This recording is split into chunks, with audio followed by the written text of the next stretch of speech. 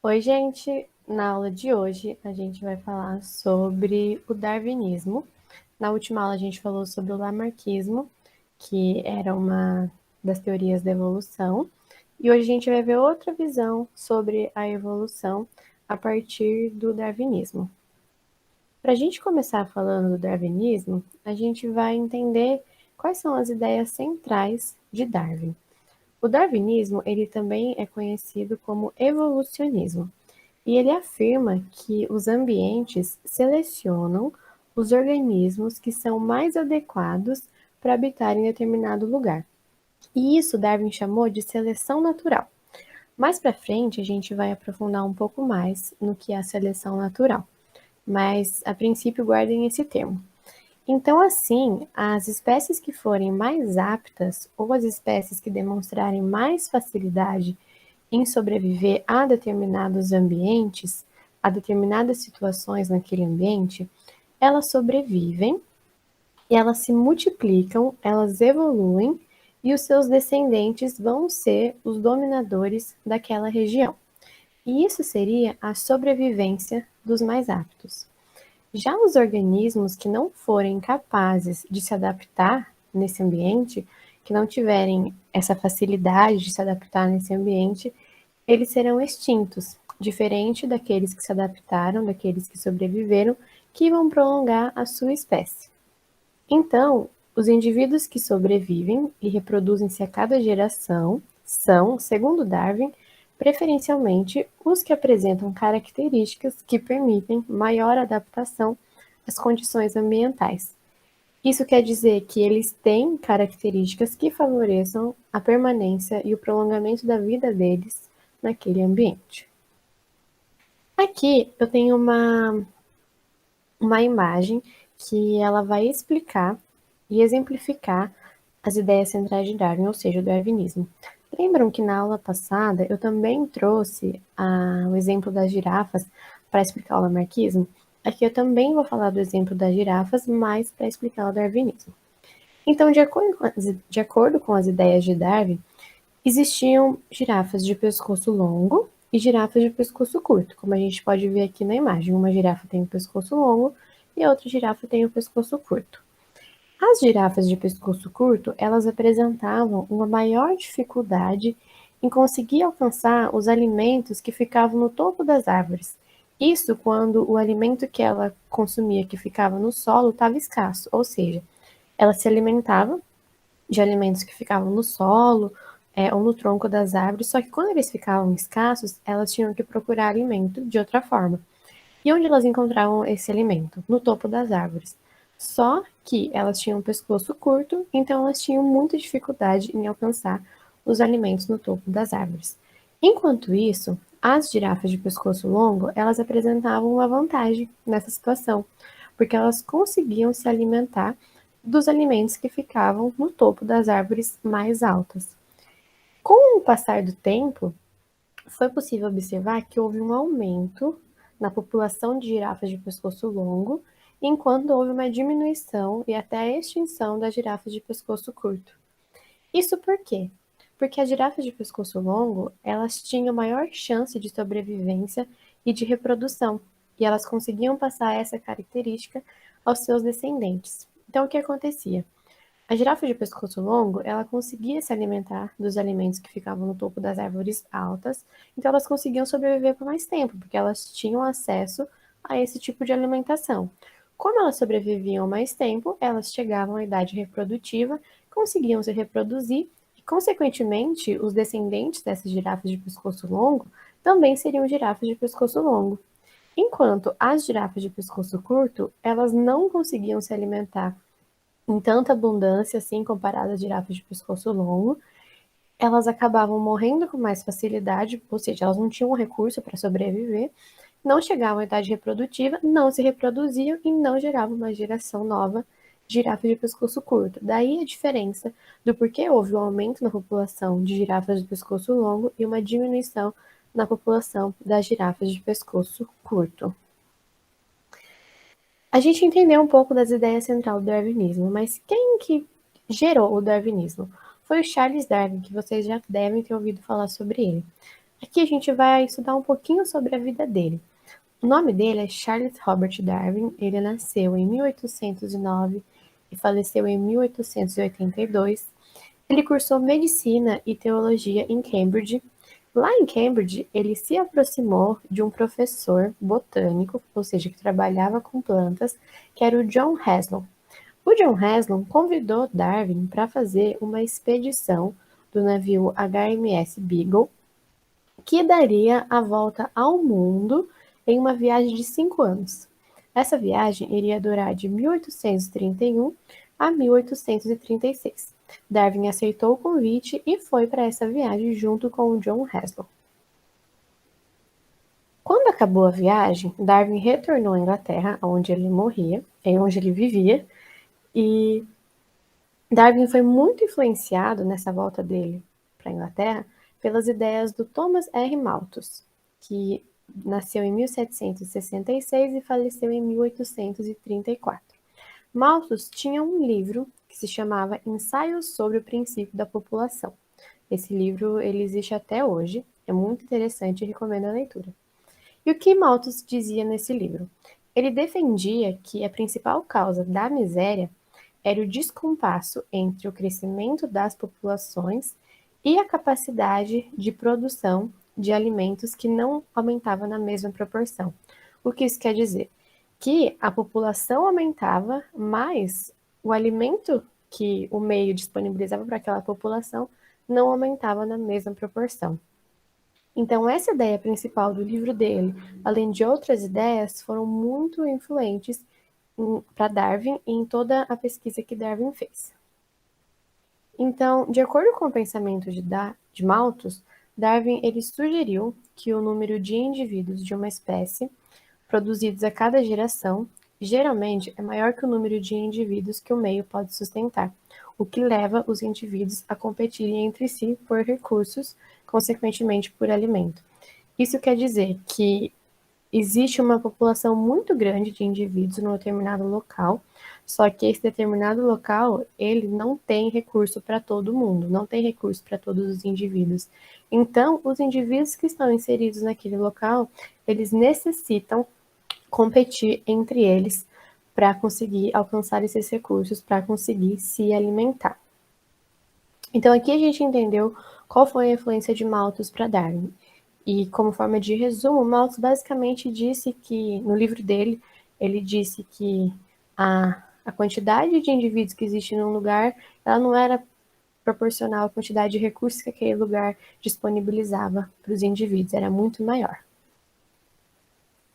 A partir disso, dessa visão central de que os indivíduos são em maior número do que os recursos para eles, surgiu a ideia da seleção natural.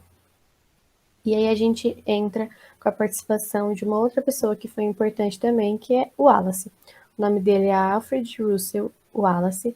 Ele foi um dos mais importantes naturalistas do seu tempo e em 1858, durante uma jornada de pesquisa nas Ilhas Molucas, na Indonésia, Wallace escreveu um ensaio no qual definia os possíveis mecanismos e as possíveis bases da teoria da evolução biológica.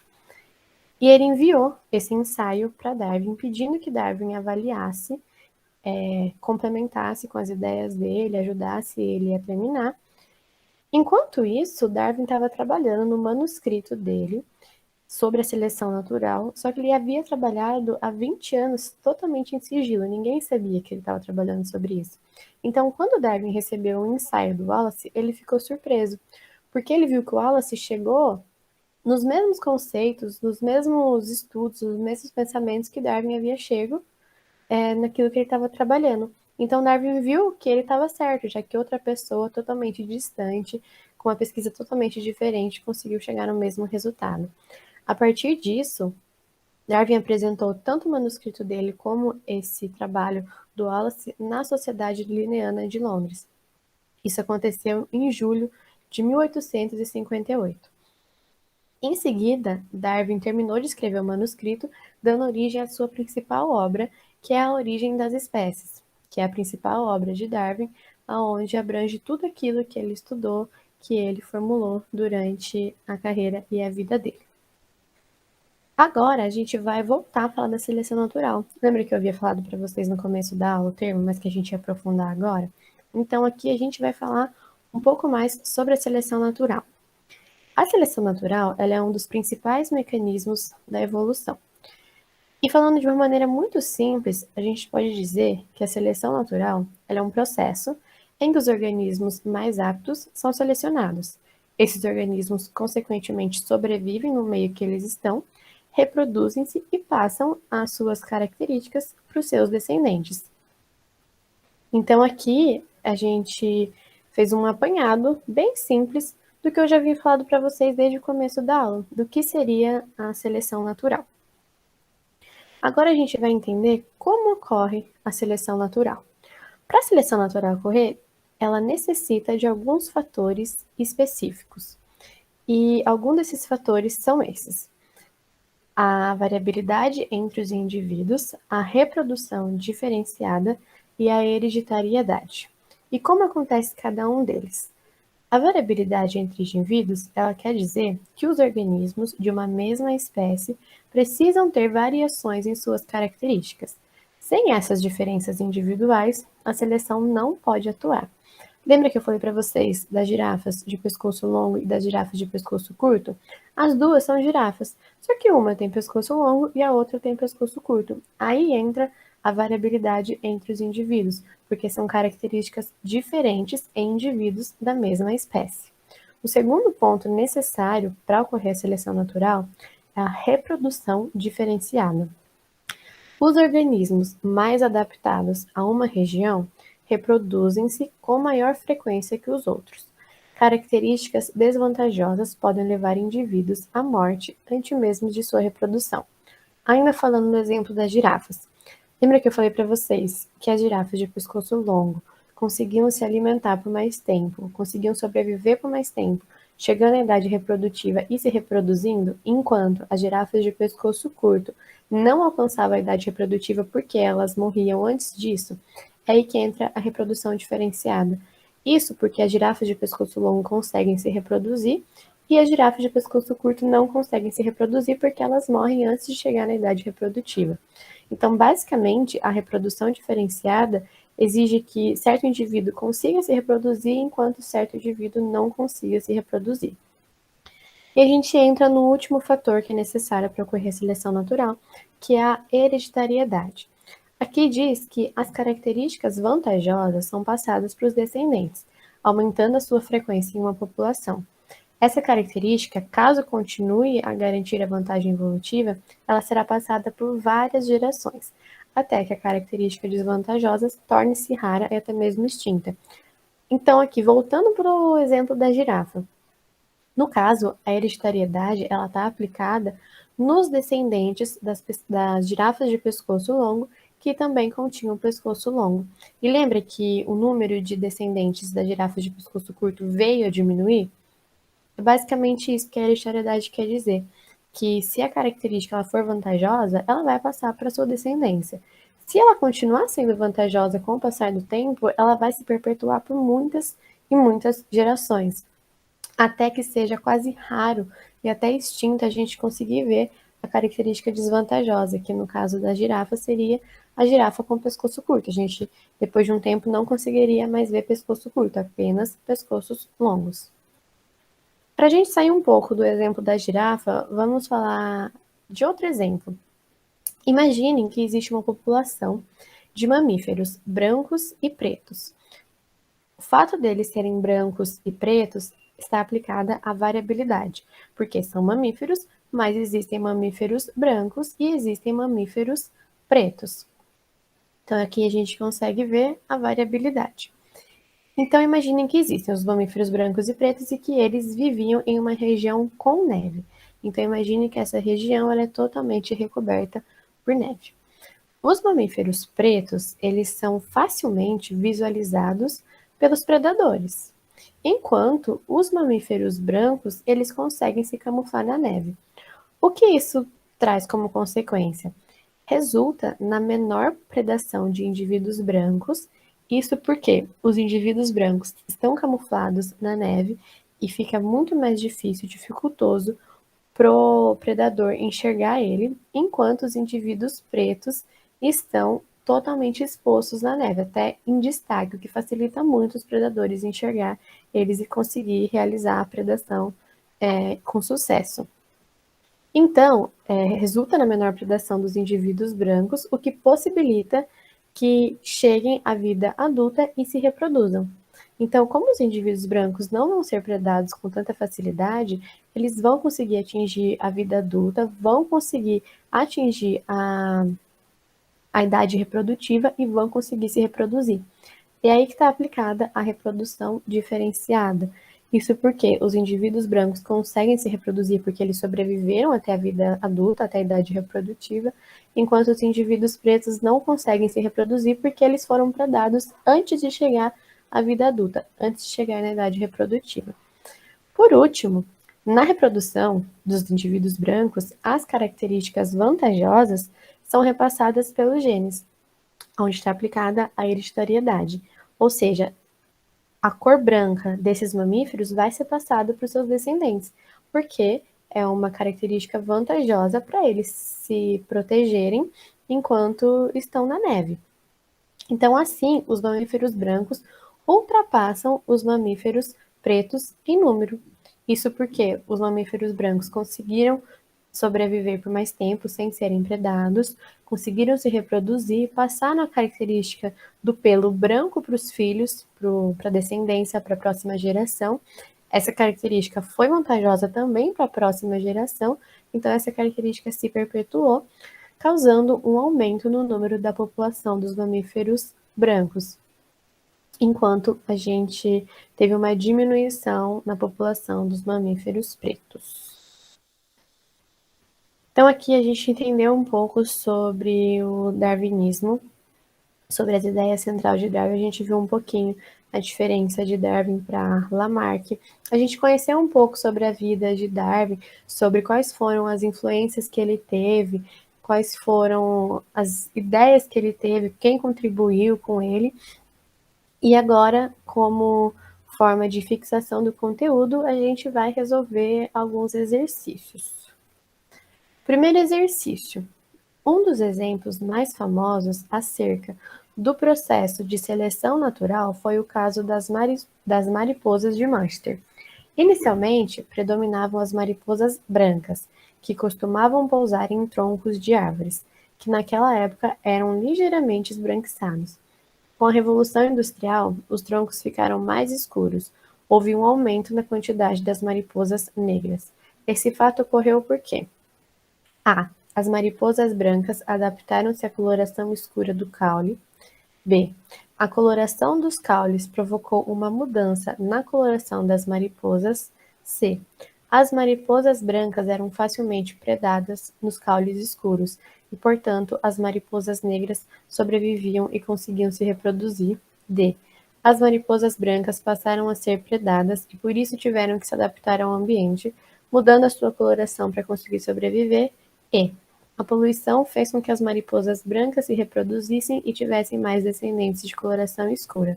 A resposta certa é a letra C.